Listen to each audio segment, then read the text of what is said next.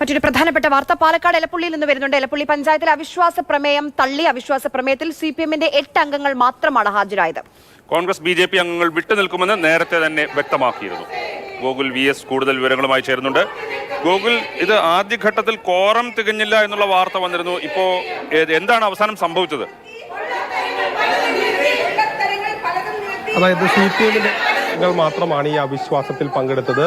Congress BJP അംഗങ്ങൾ ഈ അവിശ്വാസത്തിൽ പങ്കെടുത്തില്ല. അതോടുകൂടി തന്നെ 11 പേര് വേണം കോറം തികയാൻ. അങ്ങനെ കോറം തികഞ്ഞില്ല. അതിനുശേഷം അവിശ്വാസ പ്രമേയം തള്ളിയതിനു ശേഷമുള്ള CPM മെമ്പർമാരുടെ പ്രതിഷേധമാണ് നടന്നുകൊണ്ടിരിക്കുന്നത്.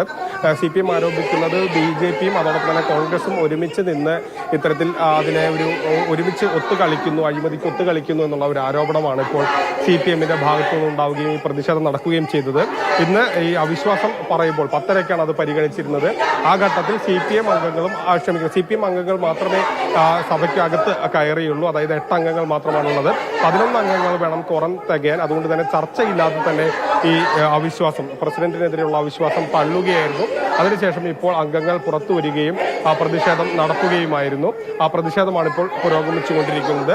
നേരത്തെ തന്നെ കോൺഗ്രസ് അംഗങ്ങളും അതോടൊപ്പം തന്നെ BJP അംഗങ്ങളും വ്യക്തമാക്കിയതാണ് തങ്ങൾ ഈ അവിശ്വാസത്തിൽ പങ്കെടുക്കില്ല എന്നുള്ളത്. കാരണം കോറം തികയാത്ത ഒരു സാഹചര്യം ഉള്ളതുകൊണ്ട് തന്നെ അവിശ്വാസത്തിൽ പങ്കെടുക്കാത്ത വരുമ്പോൾ തന്നെ അത് തള്ളുന്ന ഒരു സാഹചര്യം ഉണ്ടാകും.